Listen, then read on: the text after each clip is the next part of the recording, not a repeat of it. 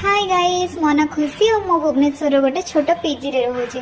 तो गाइस आज मु जाऊँगी मोर तीन भाई भौणी को देखा करने ये ऑटो भाई को पैसा देला परे मु बहुत दिन पर आज मधुसूदन पार्क को आसूची बुलायापी।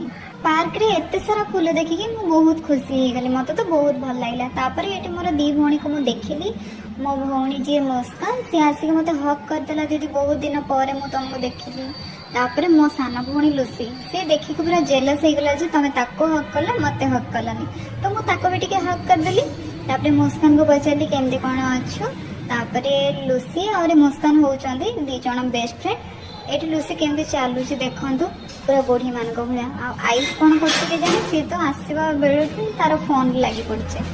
आयुष गोटे एमती पिला ताको फोटो काढ़ा कि वीडियो काढ़ा किसी भी पसंद नुह, तार उल्टा ये दी जण जोटी सोटी वीडियो बनवा स्टार्ट करदे। ये तो से दी जण हीरो हिरोइन होती कैमेरामैन होकर वीडियो शूट करुच्ची।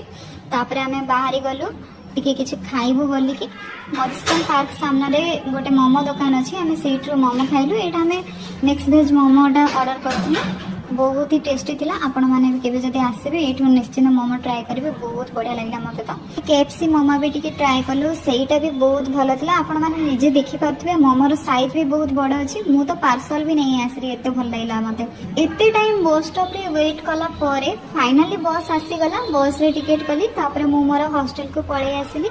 तो पुणी देखाबा नेक्स्ट वीडियो रे। Tata bye bye, good night.